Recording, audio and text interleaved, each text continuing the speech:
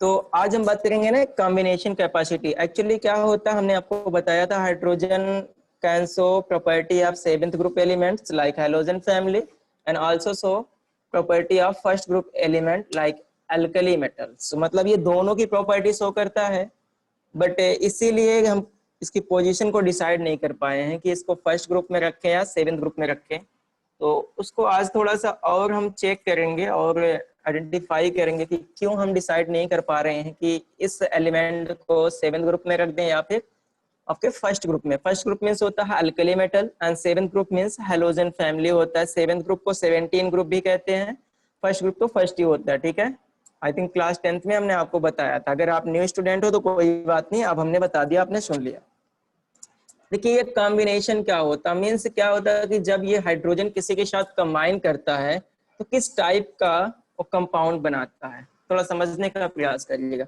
H2S इसका मतलब क्या है?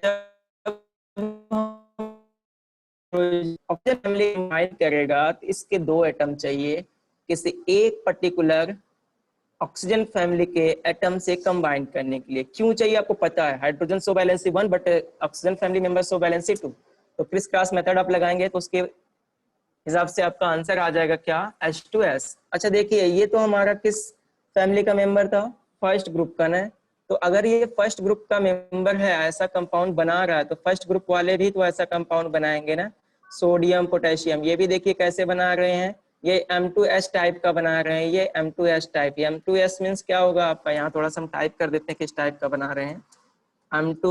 M2S मीन्स होता है मेटल 2 टाइम लिया गया है और आपका जो सल्फर है सिंगल टाइम लिया गया। तो इस तरह से जब कंपाउंड बनेगा इसको हम बोलते हैं M2S टाइप। तो आप देख पा रहे होंगे यहाँ पर कि जो हाइड्रोजन के भी दो एटम है सल्फर के साथ, सोडियम के भी दो एटम है, पोटेशियम के भी दो एटम।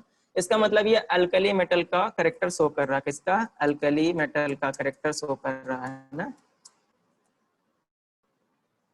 अच्छा यहाँ पर देखते हैं कि अगर हम बात करें आपके, यहाँ थोड़ी सी स्पेलिंग फॉल्ट है तो हम अभी टाइप कर दे रहे हैं। आपको फिर से बता दे रहे हैं कि आपको नोट्स यहीं से बनाने हैं, हम आपको कोई भी नोट्स नहीं देंगे। वैसे भी मैंने आपको पीडीएफ में नोट्स एक सुबह भेज दी थी। तो बहुत लोग क्या है ना कि नेट से पीडीएफ डाउनलोड करके नोट्स बना रहे हैं, ऐसी नोट्स आपकी जो है मान्य नहीं करेंगे, क्योंकि उसमें जो सिलेबस रिड्यूस हुआ वो भी नहीं है। और जो आपके पीडीएफ में नोट्स आपके नेट पे अवेलेबल हैं, उस नोट्स में आपने देखा वो नोट्स नहीं है रिवीजन के लिए है सिर्फ।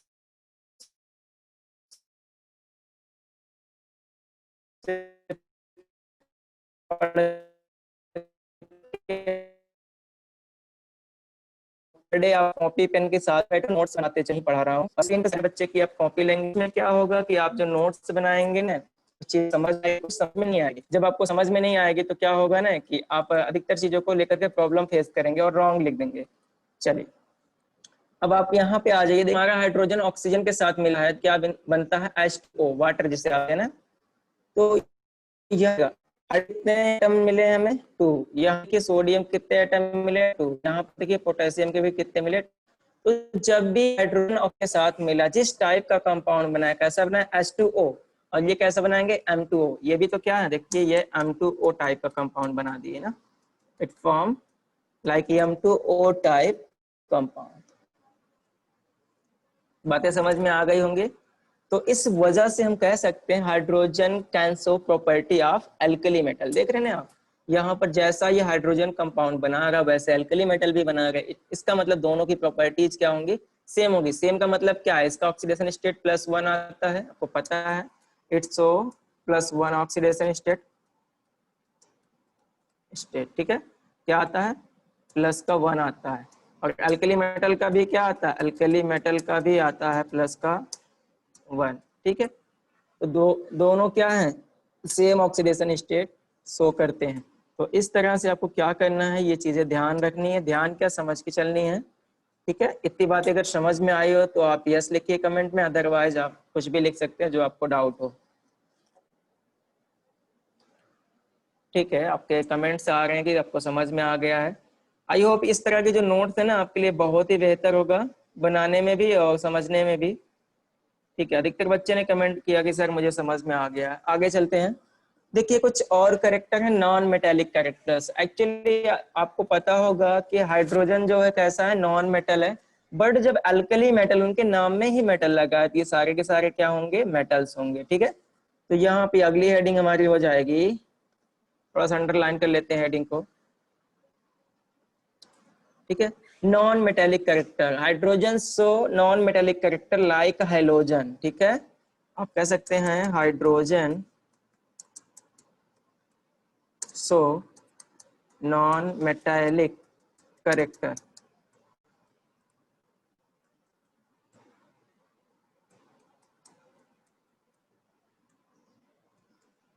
ठीक है, hydrogen so non metallic property like halogen, it is non metal in nature. ये बातें आपको ध्यान देनी होगी।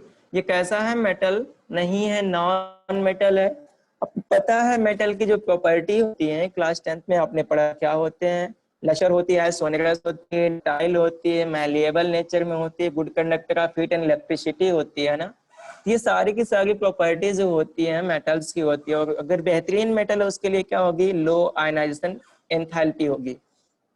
ये सारी चीजें क्लास 10th की, बट मैं रिकॉल कर रहा हूँ क्योंकि कुछ बच्चे दूसरे स्कूल से हैं, तो मैं ये मान के नहीं चलता कि आपको सारी चीजें मैंने पहले बता दी, इसलिए मैं रिकॉल करके चल रहा हूँ। ठीक है, चलिए बात करते formation of similar type of compound. जैसा कि अटल जैसा कंपाउंड ये बना रहा था ना, ऊपर वाले में आपने देखा होगा कि it form like alkali metal compound, but hydrogen can also form like halogen family group compound and other family member group compounds. जैसे अब बात कर लें कार्बन के साथ, जब कोई हाइलोजन फैमिली का मेंबर लगेगा तो कार्बन की वैलेंसी आपको पता होगी क्या होती है, कोई बताएगा कमेंट में, what is the valency of carbon, valency of carbon क्या होगी, कोई बताएगा कमेंट में। किसी का आंसर नहीं आ रहा है, और अभी वो करेक्ट आंसर है 4 वैलेंसी होती है। और हेलोजन की जो वैलेंसी होगी कितनी होगी, 1 होती है ना, माइनस की 1 होती है कि 1 होती है। तो आपको बताया था वैलेंसी पे कोई चार्ज नहीं होता, ऑक्सीडेशन स्टेट में प्लस माइनस होता है। चलिए बहुत अच्छे। तो अब देखिए जब इसका हम क्रिस क्रॉस करेंगे तो कार्बन कितना हो जाएगा 1, और आपका क्लोरीन कितना हो जाएगा, ये हो जाएगा CCl4। समझिएगा हमारी बात, कैसे कंपाउंड बनते हैं, तो ये क्रिस क्रॉस मेथड से ही बना है। तो देखिए जब हमारा हाइड्रोजन कार्बन फैमिली के साथ कंपाउंड बनाता है तो कैसा बनाता है, ये आता है CX4 टाइप। कैसा बनाता है, CX4, CX4 टाइप। क्यों हमने 4 लिखा, आपको पता होगा C का मतलब क्या है, कार्बन फैमिली मेंबर आप कह सकते हैं ना, या फिर आप कह दीजिए कि कार्बन फैमिली मेंबर। कार्बन का हमने C ही लिख दिया है, और जब ये बनाएगा कंपाउंड तो इसके साथ बनाएगा CX4। X मतलब क्या होगा आपका, हाइड्रोजन। तो जब भी कोई कार्बन फैमिली का मेंबर आएगा कितनी टाइम आएगा, वो सिर्फ सिंगल टाइम आएगा, बट जब कोई हाइड्रोजन आएगा उसके साथ 4 टाइम आएगा। देखिए कार्बन सिंगल है, SI ये भी क्या है, कार्बन फैमिली का मेंबर है, ये कितनी बार आया, सिंगल टाइम आया। ये देखिए कार्बन फैमिली का मेंबर कार्बन ही है, दैट इज सिंगल टाइम। सो किसी भी कंपाउंड में आप चेक कर सकते हैं ये सब के सब कैसे आ रहे हैं, सिंगल टाइम। तो जब ये हेलोजन के साथ बनाएंगे तो हेलोजन कितने टाइम आएगा, तो ये आता है आपका 4 टाइम। आप कहीं भी देख रहे होंगे तो आपको 4 टाइम ही मिल रहा होगा। ठीक है, तो ये चीजें आप यहाँ से देख सकते हैं। तो अब बात करते हैं हेलोजन के साथ, सॉरी हाइड्रोजन के साथ। तो देखिए जब भी हाइड्रोजन इस कार्बन के साथ जुड़ा तो कैसा बनाया, 4, है ना, 4 टाइम अटैच हुआ है, क्योंकि इसकी वैलेंसी 1 होती है और हेलोजन की भी वैलेंसी 1 होती है। देखिए SiH4 GeS4। ठीक है, तो इस चीज को हम लोग क्या बोलते हैं, हाइड्राइड्स बोलते हैं। हाइड्राइड्स मीन्स क्या होता है, जब हाइड्रोजन किसी एलिमेंट के साथ कंबाइन करता है तो हाइड्राइड बनाता है, ऑक्सीजन कंबाइन करता है तो ऑक्साइड बनाता है। ठीक है, और OH कंबाइन करता है तो क्या बनाता है, हाइड्रोक्साइड। हेलोजन कंबाइन करता है तो हैलाइड बनाता है। तो यहाँ पे क्या किया है, हाइड्रोजन किया है तो हाइड्राइड बनाया है ना। यहाँ तक अगर कोई दिक्कत हो तो आप बताइएगा, सारी चीजें बेसिक है, क्लास 9 से हैं। किसी को कोई दिक्कत है,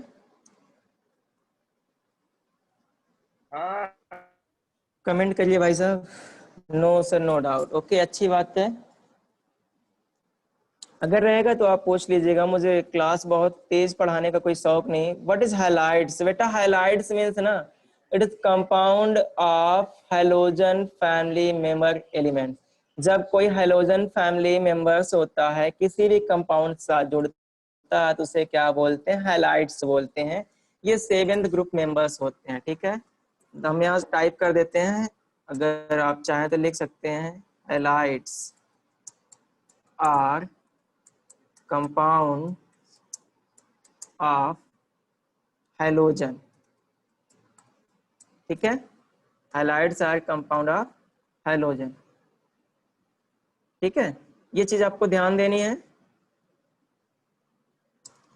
अगर आपको हम बात करें कि कैसे हम समझेंगे तो फॉर एग्जाम्पल कह सकते हैं, फॉर एग्जाम्पल।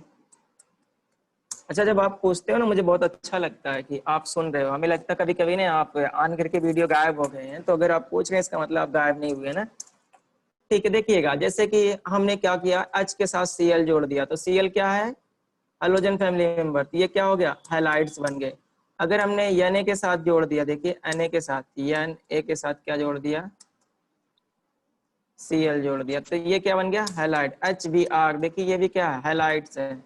तो इस तरह से जब भी कोई हमारा हैलोजन फैमिली मेंबर किसी के साथ जुड़ के कोई कंपाउंड बनाता है तो सबको क्या बोलते हैं हम लोग, हैलाइड्स बोलते हैं। ऐसा नहीं कि सिर्फ हाइड्रोजन के साथ जोड़े, किसी के साथ जुड़ सकता है, जैसे कि MgCl2, ये सब के सब क्या है, हैलाइड्स हैं। तो आई होप अब आपको समझ में आ गया होगा हैलाइड्स क्या है।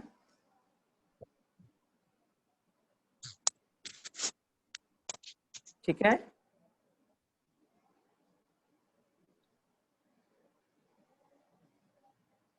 चलिए आगे बढ़ते हैं। एक कमेंट आया है सृष्टि सिंह का। बेटा आपने लिखा क्या है, आप आईडी ऑन करके बोलो क्या पूछना चाह रहे हैं। सृष्टि सिंह, आप आईडी ऑन कर लो।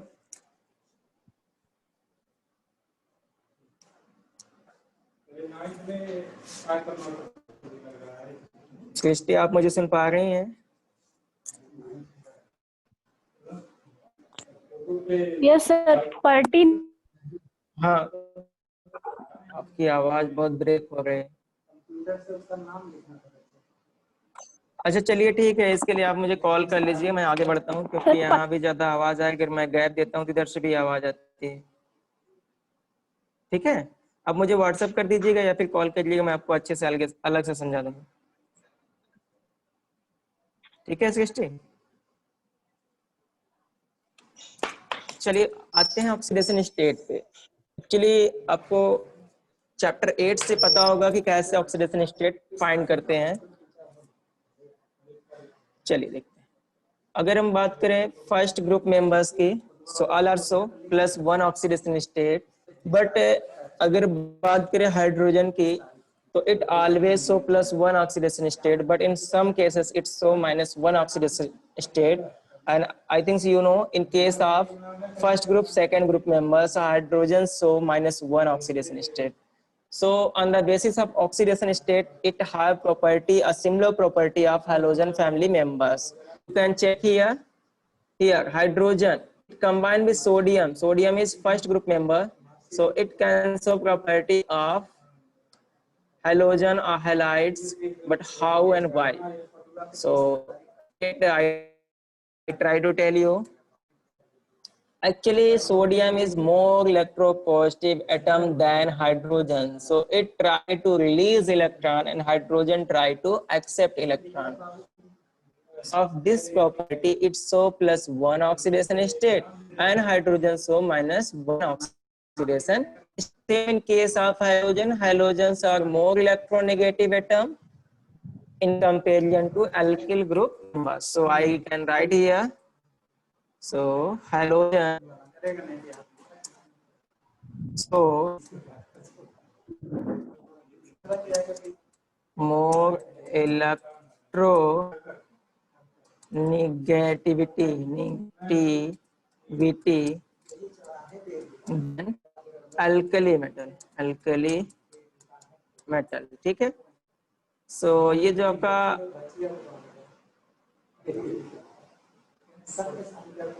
ठीक है, ये हैलोजेंस जो होते हैं ये क्या करते हैं, मोर इलेक्ट्रोनेगेटिव होते then after alkali metal means first group members. Ajay की सब बाहर बात नमस्कार। तो ठीक है बेटा, देखते हैं। अच्छा, ऐसे रहेगी तो हमें लगता है कि क्लास में लूंगा नहीं यार, पहले मैं प्रिंसिपल से बात कर लूंगा तभी लूंगा क्लास, क्योंकि बहुत डिस्टर्ब होती है यहाँ पे। आप भी कमेंट करके उनसे कह दीजिए कि ऐसे क्लास नहीं हो पाएगी, डिस्टर्ब होती है तो कैसे क्लास होगी। ठीक है, चलिए देखते हैं। इतनी बातें आपको समझ में आई क्यों प्लस माइनस वन शो कर रहा है ना। अगर ये माइनस वन शो करता है तो कैसी प्रॉपर्टी हो गई, हैलोजन ग्रुप, क्योंकि हैलोजन ग्रुप के जो मेंबर होते हैं सबके सब minus one oxidation state show करते हैं। अच्छा, कुछ लोगों ने अगर बहुत ध्यान से पढ़ा होगा ना पहला चैप्टर, चैप्टर 8, तो क्या होगा, वो कहेंगे सर जो आपने पढ़ा है ऑक्सीजन भी तो माइनस वन शो करता, हाँ पेरोक्साइड के केस में करता है, पर उसकी सारी प्रॉपर्टी हैलोजन से नहीं मिलती है। क्यों? क्योंकि आपने देखा था हैलोजन फैमिली के मेंबर का जो इलेक्ट्रॉनिक कॉन्फ़िगरेशन था, आउटर मोस्ट में इलेक्ट्रॉनों की संख्या थी, बैलेंस थी, रिक्वायर्ड इलेक्ट्रॉन थे, सबके सब क्या थे, सिमिलर थे हाइड्रोजन से। इसलिए हमने क्या बोला कि हाइड्रोजन की जो प्रॉपर्टी होती है वो आपके हैलोजन की प्रॉपर्टी के सिमिलर हो सकती है और अल्कली मेटल के प्रॉपर्टी के भी सिमिलर होती है। ये चीजें थी जिसकी वजह से हमने हाइड्रोजन के लिए कोई सुटेबल प्लेस डिसाइड नहीं किया है। आज भी ये संदिग्ध में है, डाउट में है। ठीक है, बढ़ते हैं आगे। अगला क्या है, difference form of alkali metal and halogen. ये थोड़ी से इंपॉर्टेंट पॉइंट्स है जिसे आपको ध्यान रखना होगा। Ionisation enthalpy of hydrogen is greater than ionisation enthalpy of alkali metal. क्यों? तो ये आपको रटना नहीं है, हम बता देते हैं। Due to small size of hydrogen. Actually अगर आपने क्लास 10th में पढ़ा होगा एटॉमिक साइज, तो उस दौरान हमने बताया था if atomic size decreases then Z effective means effective nuclear force of attraction increases. If force of attraction increases then enthalpy increases. Why? अब समझिएगा, जैसे कि न्यूक्लियस के पास कोई इलेक्ट्रॉन मूव कर रहा है तो उस पर जो न्यूक्लियस का फोर्स ऑफ अट्रैक्शन होगा बहुत स्ट्रांग होगा। अगर वो बहुत स्ट्रांग होगा तो उस इलेक्ट्रॉन को निकालने के लिए हमें ज्यादा एनर्जी देनी पड़ती है। अगर ज्यादा एनर्जी इसलिए देनी पड़ती है क्योंकि उस पर न्यूक्लियस का होल्ड बहुत ज्यादा होता है। यही सिचुएशन होता है हाइड्रोजन के केस में। हाइड्रोजन ग्रुप में सबसे ऊपर है, एक ही सेल होती है और उस सेल में क्या है, एक ही इलेक्ट्रॉन होता है और वो इस सेल न्यूक्लियस के बहुत ज्यादा क्लोज होती है, जिसकी वजह से उस पर न्यूक्लियस का जो फोर्स ऑफ अट्रैक्शन होता है बहुत ही स्ट्रांग होता है। स्ट्रांग होने की वजह से क्या होता है कि इसकी जो आयनाइजेशन एंथैल्पी होती बहुत ही हाई होती है। Hydrogen is non metal, alkali are metals. ये देखिए कंपैरिजन है, हाइड्रोजन तो नॉन मेटल अभी आपको ऊपर बता दिया था, वाइल आपके अल्कली आर मेटल्स होते हैं। ये भी बताया क्यों, क्योंकि हाइड्रोजन के पास से कोई प्रॉपर्टी नहीं होती जो मेटल्स में होती है। बढ़ते हैं आगे की तरफ। आप देख रहे होंगे hydrogen are diatomic while alkali are monoatomic. क्यों होता, चलिए इसको भी देख लेते हैं, डायटॉमिक क्यों होता है। एक्चुअली डायटॉमिक मतलब क्या जानते हैं, जिसकी एटॉमिसिटी क्या होती है, 2 होती है, डायटॉमिक ना। डायटॉमिक एटॉमिसिटी 2 होती है। आपको पता है हाइड्रोजन के आउटर मोस्ट में कितने इलेक्ट्रॉन होते हैं? कोई हमें कमेंट करके बता दे।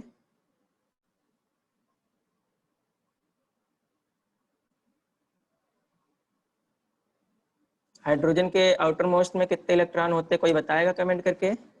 हाइड्रोजन के जो आउटर मोस्ट में इलेक्ट्रॉनों की संख्या होती है, किसी ने बताया क्या? 1, 2 नहीं होती बाबू, 1 होती है।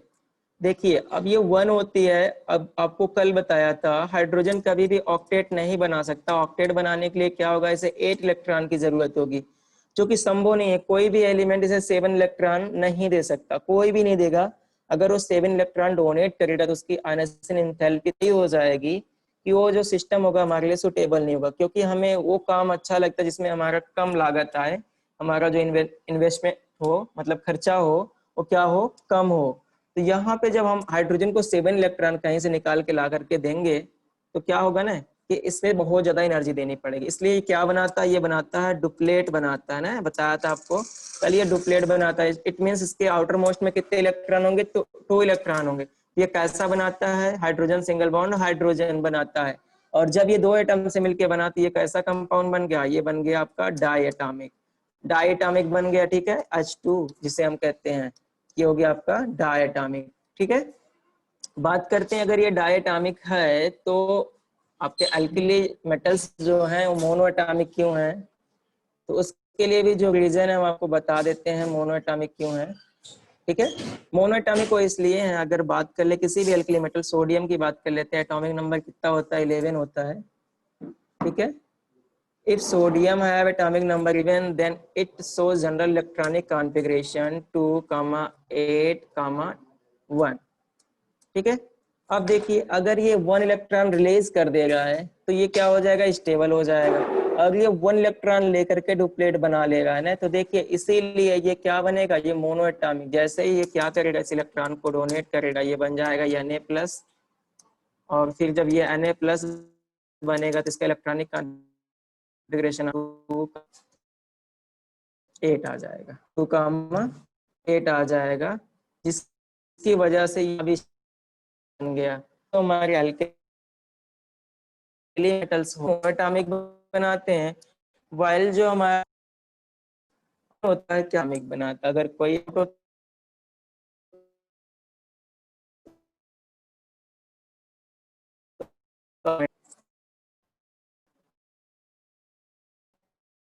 वेट आपका तो आप फास्ट अप्लाई करिएगा। जैसे मिल रही हो तो आप कमेंट में यस लिखिएगा।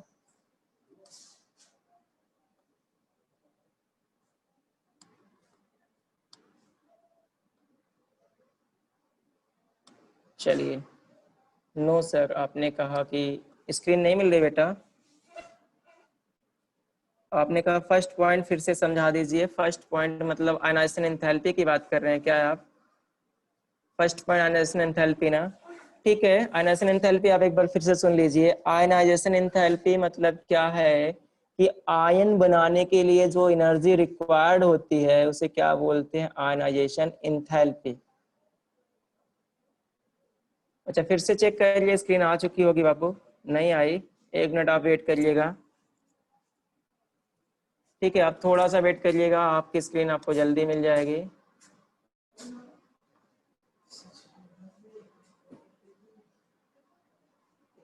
आई थिंक मिल चुकी होगी। No sir, okay okay okay, आ गई बेटा, ठीक है आ गई होगी, स्क्रीन आपको मिल गई होगी। चलिए आयनाइजेशन एंथैल्पी के बारे में एक बार फिर से बात कर लेते हैं। थोड़ा सा नेटवर्क कनेक्शन पुअर था इसलिए ऐसा हुआ। हमने बताया आयनाइजेशन एंथैल्पी क्या होती है, it is energy which is required for release electron from outermost shell any gaseous isolated atoms. तो वहां पे जो गैसियस आइसोलेटेड एटम होता है उससे जो इलेक्ट्रॉन रिलीज करने के लिए एनर्जी रिक्वायर्ड होती है ना, उसे क्या बोलते हैं, आयनाइजेशन एंथैल्पी बोलते हैं। ठीक है, तो यहाँ पर क्या हाइड्रोजन की मैक्सिमम होती है in comparison to alkali metal. ये भी बताया साइज छोटी होती है। साइज क्यों छोटी होती है, क्योंकि ये न्यूक्लियस के पास होता है, इस पे न्यूक्लियस का फोर्स ऑफ अट्रैक्शन बहुत ज्यादा होगा। और अगर बात करें अल्कली मेटल में तो इसमें नंबर ऑफ सेल जो होते हैं पीरियड चेंज होने के साथ साथ इंक्रीज करते रहते हैं, तो उसकी साइज इंक्रीज होती रहती है। अगर साइज इंक्रीज होगी तो न्यूक्लियस का होल्ड उस पर बहुत कम होगा, जब साइज बड़ी हो जाएगी तो न्यूक्लियस का होल्ड बहुत कम होगा, तो वहां से इलेक्ट्रॉन निकालना थोड़ा सा क्रिटिकल होगा। एक छोटा सा एग्जांपल आपको देते हैं। सपोज कर लो आप 2-3 भाई बहन हो। पहला भाई आपके अम्बेडकर नगर से बिलोंग करते, पहला भाई आपका डॉक्टर KPS में पढ़ रहा हो, दूसरा लखनऊ तैयारी कर रहा हो, तीसरा कानपुर। और आपके पिताजी भी तो कहाँ होंगे, अम्बेडकर नगर मान लो है, ठीक है। सेंटर आपका कौन है, आपके फादर है। तो आपके पिताजी का होल्ड है तीनों बच्चों पे होगा ना, अकबरपुर वाले पे भी होगा, लखनऊ वाले पे भी होगा, कानपुर वाले पे भी होगा। तो सोचो किस पे ज्यादा होगा, डॉक्टर KPS वाले पे ज्यादा होगा। क्यों, क्योंकि उसको डर है अगर हम गेट से बाहर गए कहीं पिताजी इधर राउंड पे हो तो दिक्कत हो जाएगा। लखनऊ वाले को थोड़ा कम डर है क्योंकि उसको लगता है पिताजी आएंगे तो कम से कम 4-5 घंटे लग जाएंगे। कानपुर वाला तो बेफिक्र है कि आएंगे तो बिना पूछे काका देव में आ ही नहीं पाएंगे। तो इसमें क्या है ना, जो न्यूक्लियस आपके फादर उनका होल्ड जब दूरी बढ़ गई आपकी ना तो कम हो जा रहा है, यही सिचुएशन होती है।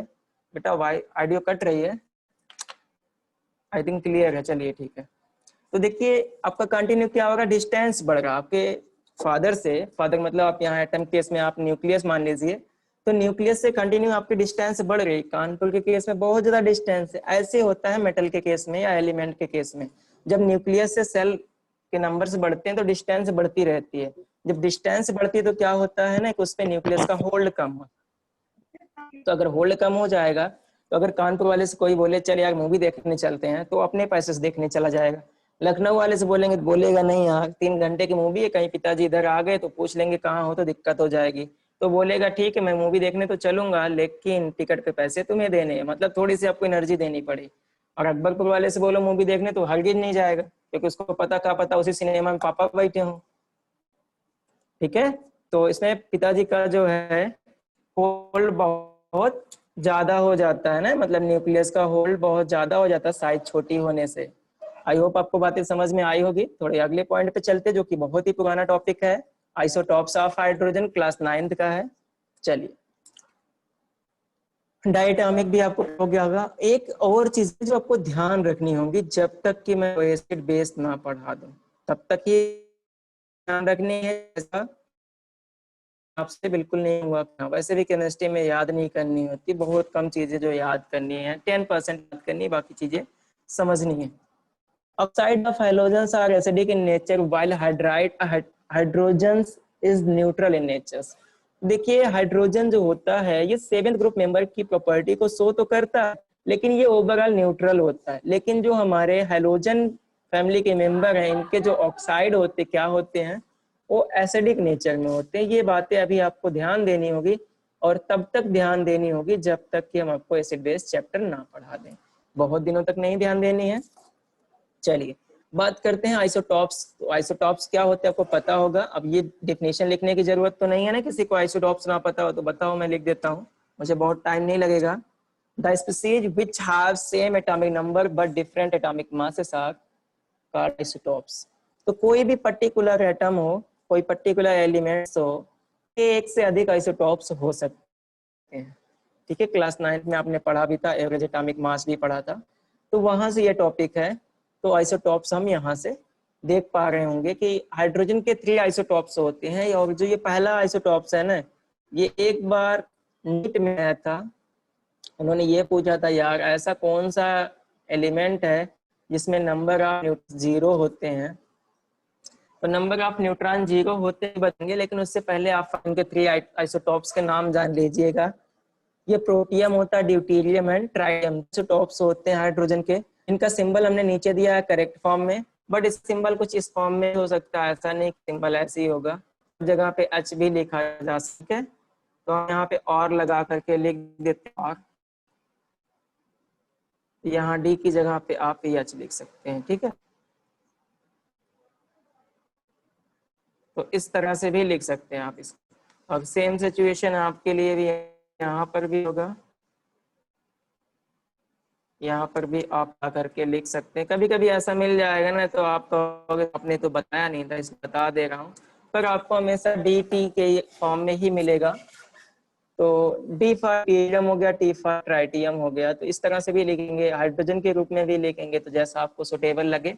बट आपकी एनसीआर कि किसी बच्चे ने शिवांगी ने लिखा था, हाँ आपने सही लिखा था, ऐसा नहीं हो गलत है, लेकिन जो स्क्रीन पे दिया है ये बहुत सही है, रियल में आपको यही मिलेगा। बट कुछ ऐसी बुक्स हैं देती हैं, तो ऐसा नहीं हो रॉन्ग है, रॉन्ग नहीं हो राइट है, पर इस तरह का। ठीक है बेटा, टूल का मिस यूज ना करो, जिसने भी यूज किया उसको हटाइएगा, क्योंकि स्क्रीन चेंज करके टूल हटाने के लिए आऊँ, और आपको पता है रिकॉर्डिंग लगी है तो इससे दिक्कत होती है सभी बच्चों को ना, मिस यूज ना किया करो। ड्यूटेरियम सेम है सर, को हाइड्रोजन ड्यूटेरियम ट्राइटियम, ठीक सही आपने लिखा है, वही चीजें हैं, मैं ऐसा नहीं कह रहा हूँ, ये बस सिंबल की बात है। ठीक है, चलिए थोड़ा सा बात कर लेते हैं, और उसके बाद हो सकता है आपकी मीटिंग की टाइमिंग भी ओवर हो जाए। तो ये चीज देखो, आपको यहाँ पता नहीं चला कि न्यूट्रॉन की संख्या 0 क्यों है, कुछ जानते होंगे, अगर नहीं जानते तो यहाँ लिखते हैं एक फॉर्मूला, एक तो जेड प्लस एन। जेड क्या है, number proton by N, number of neutrons, and A क्या है, एटॉमिक मास है। इस फॉर्मूले से लगा करके आप क्या निकालते हैं, इस फॉर्म से आप निकाल सकते हैं नंबर ऑफ न्यूट्रॉन, प्रोटॉन और एटॉमिक मास अगर नहीं है। तो देखिए जब एक की वैल्यू ऊपर वाली जो वैल्यू आएगा, और बाकी रेशियो में क्या होगा, 2 माइनस 3 माइनस 1 होगा, और बाकी टोटल नंबर सिमिलर होते हैं। तो इतनी चीजें आपको ध्यान रखनी है, ठीक है। अगर यहाँ कोई डाउट हो सबसे में तो आपको, अगर मैं थोड़ा सा आगे चलूंगा, ठीक है। देखिए आज की जो नोट्स है आपको यहीं तक बना, और यहाँ फिजिकल प्रॉपर्टी है, तो फिजिकल प्रॉपर्टी देखिए सबके अलग अलग होती, प्रोटियम की अलग होगी, ड्यूटेरियम की अलग होगी, एंड ट्राइटियम की अलग होगी। यहाँ बाई मिस्टेक टाइम की जगह पे ड्यूटेरियम लिख दिया गया है, राइट, ठीक है। तो बाई मिस्टेक हुआ था, आप इसे सही करिएगा, नो डाउट। ओके, बहुत अच्छी बात है अगर आपको डाउट नहीं है। चलिए कुछ और बातें हैं। ये जो आपके एनसीईआरटी में टेबल बनी है फिजिकल प्रॉपर्टी, आपको बहुत डिटेल में पढ़ना तो आप पढ़ सकते हैं, अदरवाइज इतनी ज्यादा जरूरत नहीं है। अगर हाइड्रोजन होता है ना, ये जो मेल्टिंग पॉइंट, एमपी मतलब मध्य प्रदेश नहीं है, एमपी मीन्स मेल्टिंग पॉइंट है, जिसकी वैल्यू है 13.96 केल्विन टू 20.62 केल्विन। इसकी आपकी होती है, किसकी, ये प्रोटियम की होती है और ट्राइटियम की होती है। बीच में इसकी जो वैल्यू आएगी क्या होगी, ड्यूटेरियम। तो एग्जैक्ट वैल्यू आपको रिमेम्बर नहीं रखनी है, याद नहीं करनी, कोई बात नहीं, बस आपको रखना है, ठीक है। तो